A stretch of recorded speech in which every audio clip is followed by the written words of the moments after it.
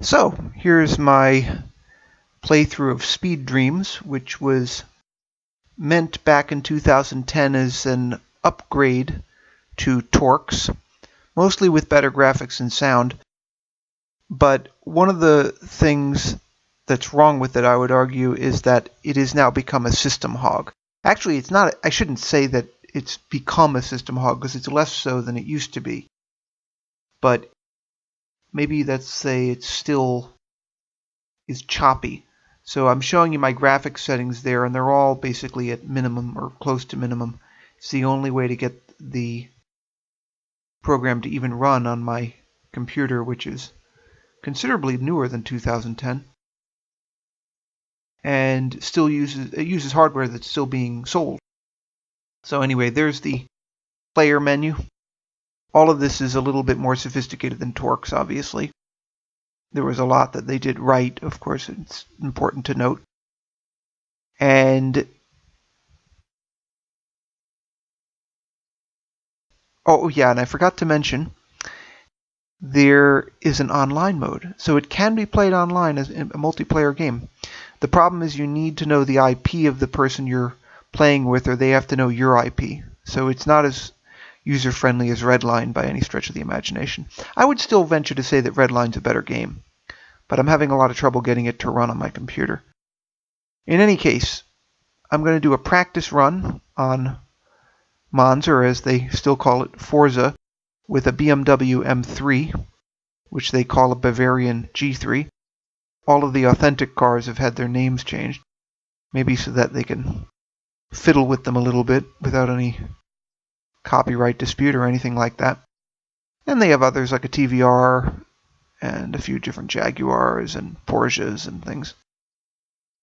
Some of them I don't recognize, so it might be that some of them are fictional alongside of the authentic ones. The prototype racers are mostly fictional, and the F1 cars are fictional. In any case, I'm going to use the M3 primarily because it's the most stable one I was able to find that can get good times on pavement. Actually, the gameplay is my primary objection to this game. I think that the graphics, as computers speed up, they shouldn't be as bad, but the combination of iffy controls and really extreme frame rate problems means that it's very, very hard to control the game, basically. It's really a struggle. And you'll see here I'm driving the most stable car in the game that I know of, and I'm all over the place. If you compare this to my sloppy driving on TORCS, I mean, there's really no comparison. I'm barely able to keep the car under control. And it's not the fastest car I've driven in TORCS or Speed Dreams today, by any means. In fact, I tried to do my initial playthroughs with faster cars, and I just couldn't do it at all. I couldn't keep the car on the track. See, I almost went off there. It's very, very, very hard to control these cars, and even though, of course, controlling a real car at very high speed is challenging.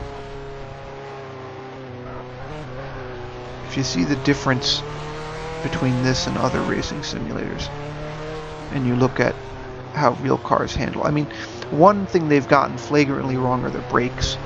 If you even stab the brakes of these cars, they tend to spin. I've heard some sim developers argue that's authentic, but as far as I know, that would make a car not street legal in many cases. So with the GT cars, it would be a non-starter. Obviously, if you stand on the brakes of a car under terrible road conditions, well, yeah, you might spin it, but one of the primary rules of setting up brakes is that you don't want the car to spin. Especially when it has ABS, which is built into both TORCS and Speed Dreams, in spite of the fact that many of the cars would not have ABS in real life. But you can see also the steering is really vague. And remember, this is supposed to be a BMW M3, sort of.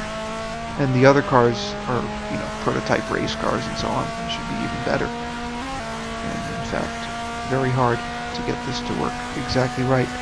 I spent the better part of an hour just setting up the game for this playthrough to make it reasonably playable.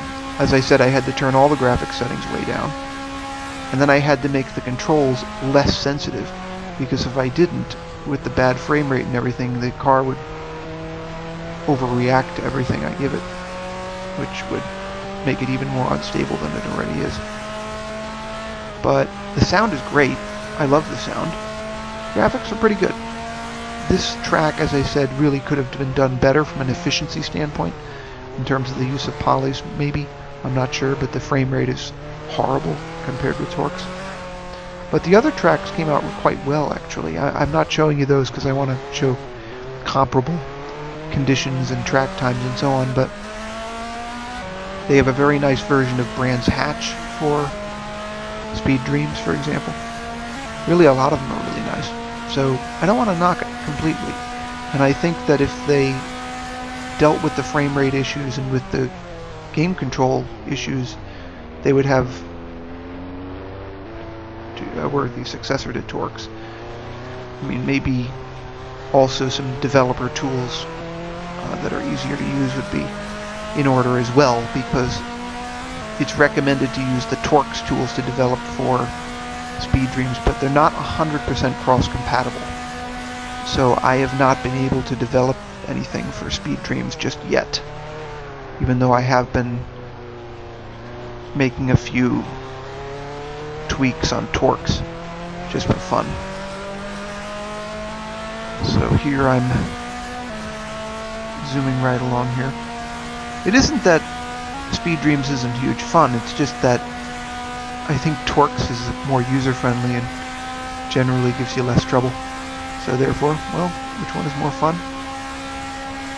If I could have Speed Dreams' sound in TORCS, I would probably be pretty much satisfied. I'm not like an extremist when it comes to having the best graphics imaginable. I like good graphics like everybody, but playability is at least as important to me. And as you'll have seen on my YouTube channel, a lot of my favorite games have incredibly primitive graphics, actually. I'm definitely not an extremist about it. Actually, they've copied the TORCS version of Monza so closely, even down to the fake advertisements, that I don't know what they got wrong, actually. I'm surprised that this doesn't run a lot better than it does, actually. The gameplay, of course, is not really part of that, but the frame rate with these graphics is surprisingly bad. I have really no idea why that is.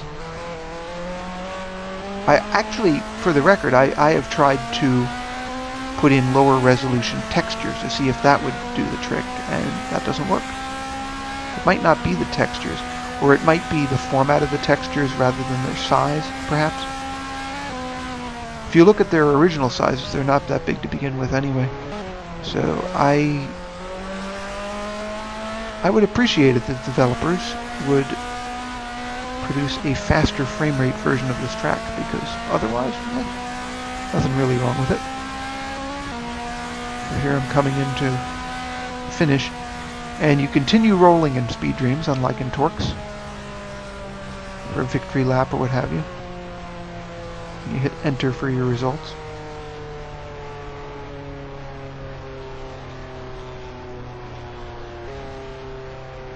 So there are my results. Not as fast as the GT40 in TORCS, but, you know, quick. I'm surprised I did that well under the circumstances. In any case, thanks for watching.